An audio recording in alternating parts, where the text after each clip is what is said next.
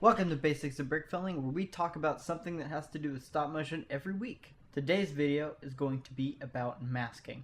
Now, masking is a process of removing something from the frame in your shot in order to hide it by just erasing it from the frame, like magic. Usually masking is used in stop motions to make your character jump, fly, anything that kind of defies gravity. In order to make your Lego character jump, for instance, you would want to take a picture of your Lego character in the air held up by some other Lego bricks, or a wire, or a helping hand, or clay, or something like that, something to hold them in the air, and then you would remove the subject and its support from the frame and take a picture of that. That's called a clean plate.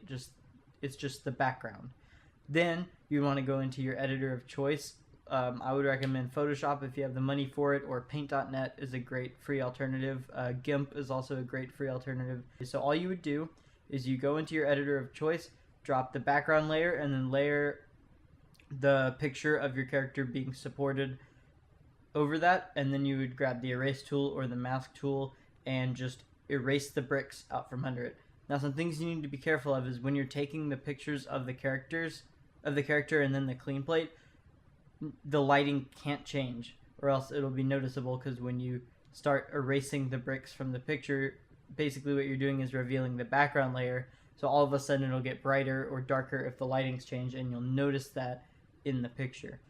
Another thing to be careful of is shadows cast by the bricks or the support system. So I would recommend using thinner support systems. A lot of times wires work really well, or helping hands. You can use bricks if you want. You do just have to be careful of the fact that they're casting shadows. So, move your lights beforehand to make sure that they're not casting shadows all over the sets. Another problem that can occur is if you're not paying attention, sometimes your support system can get in front of your character. So when you go in to erase it, you actually wind up erasing part of your character to get rid of the clay or whatever's holding it. So you have to be really careful that the support system is behind the character in the frame the entire time.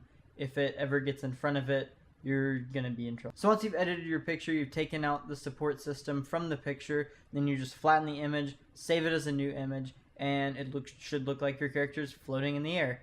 Then you just do this for every frame of the video, and when you string them back together, it looks like your character is actually jumping or flying or doing something, doing whatever they were supposed to be doing. No support system needed. Masking can also be used in smaller ways, such as when your character is falling.